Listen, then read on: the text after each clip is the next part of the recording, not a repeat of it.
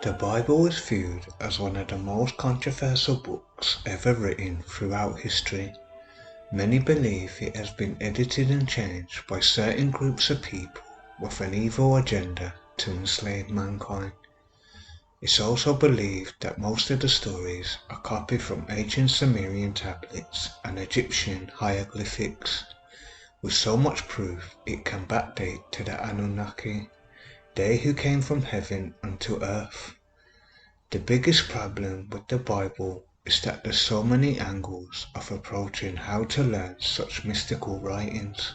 With so many contradictions and various translation errors, it has caused much confusion throughout the ages. It has been stripped from its spiritual roots, and the Western Church taught that such spiritual practices are evil.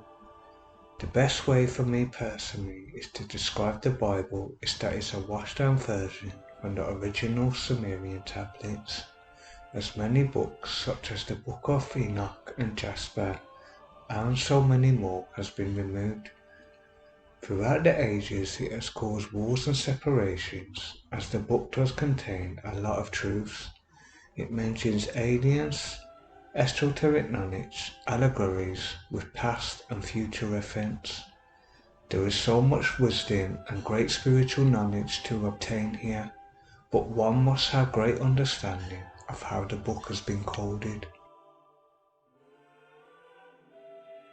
Eastern countries live by spiritual practices with slightly different methods, but all has the same goal, to attain spiritual awakening, and that we are spiritual beings having a human experience.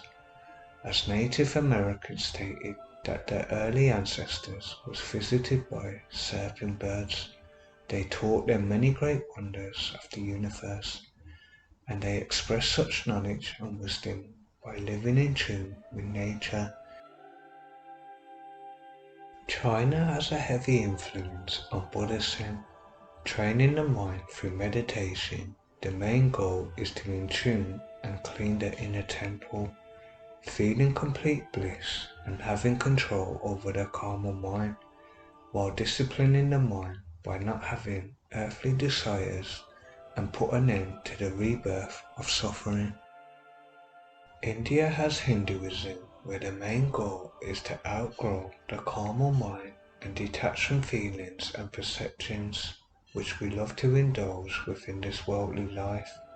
Siberia is known for where shaman first started, by altering the state of consciousness connecting to a cosmic presence. As you can see, they all hold great similarities with slightly difference. Only the difference is the upbringing of human cultures and traditions.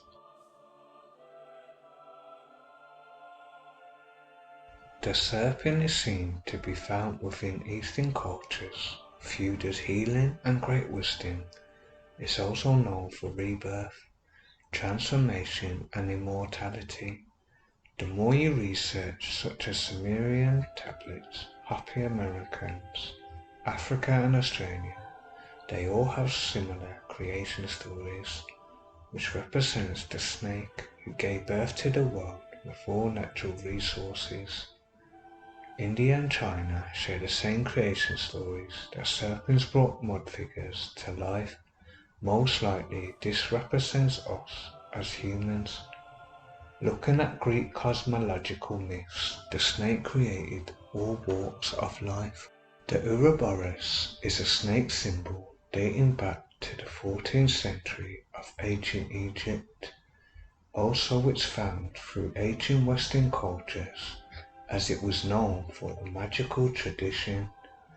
Many cultures such as Greeks, Indians use this symbol, which had great connection to Kundalini awakening. The symbol was seen as a serpent eating its own tail, meaning rebirth or being infinity, as there are similar stories in the Quran Bible which represent snakes and share past story events. Now if you read Genesis, the serpent is viewed as evil in the Garden of Eden. You can clearly see that the serpent esoterically represents Yeshua. As the crucifixion story has great resemblance to our human nature, so speaking from an allegory point of view, we must crucify our lower nature and rise our energy into a higher state of consciousness. Western churches, the Jews and Romans rejected such teachings and throughout the ages killed such people who practiced such beliefs, as they stated that these practices belonged to evil pagans. But as I stated earlier, there are so many angles and point of views with such interpretations, as this video is not based on to attack anyone's belief or religions or claim to be absolute truth, but I do believe it has a great deal of connection to spiritual balancing, as the problem with the world today, we are not balanced human beings.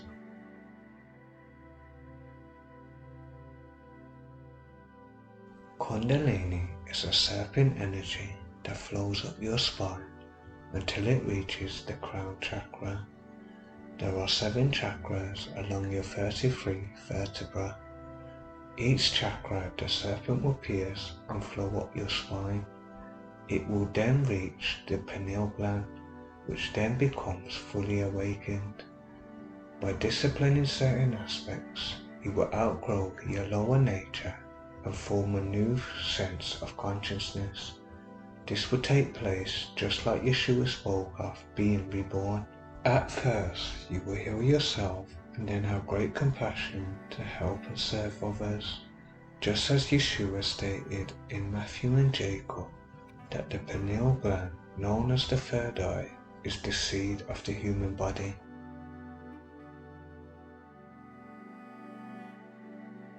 Meditation is the golden key for such awakening. One must become silent and still, and by doing this you will control the carnal mind, and then you can commune with the Divine Creator face to face. It will change you from inside out, so please check out my other video on Kundalini Awakening, as I have gone into greater depth of how to apply certain methods of gaining such an awakening. The carnal mind is very powerful.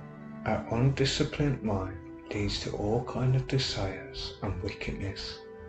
That's why you must control your 5 senses, as our 5 senses governs our entire life force as a human being. The esoteric meaning of the 5 are fire, water, air, earth and spirit, as these elements are the key ingredients of our very existence. You must silence your 5 senses and overcome your lower nature to rise the sacred secretion known as the chrism oil. The body must be in an alkaline state, so it's important not to indulge in sex or drink alcohol, neither eating acidic foods, as it can damage the secretion. Esoterically, it is the true definition of Christ, and it is the truth that every human being are capable of rising the vibrational state by conquering their lower nature. The more you research esoteric writings, you will come to great acknowledgement that the chrism is activated during certain moon cycles. The pineal gland, being the actual seed of the soul, is where the chrism oil is held. Your moon cycle on the average is every 28.5 days. When the moon comes into your star sign, at this period of time it is known to set a rhythm within your body. The sacred oil can transform a person inside out. If nurtured correctly, you too can raise your sacred secretion. It starts with the colosseum of the brain. The Christ oil will flow through the central nervous system by travelling down your 33 vertebrae until it reaches your sacred plexus. Then the Christ seed will gain birth and connect with the secretion oil, which then rises back up the nervous system, cleansing your 7 chakras as it passes through the vagus nerves and reaches the hypoglossal nerve. It then remains dormant, just like Christ stayed dormant within the tomb for 2.5 days upon resurrection. As on the 22nd to the 24th of December, the Southern Cross lays dormant in the winter skies, just like how it remains dormant in the hypoglossical. It then resurrects after 2.5 days.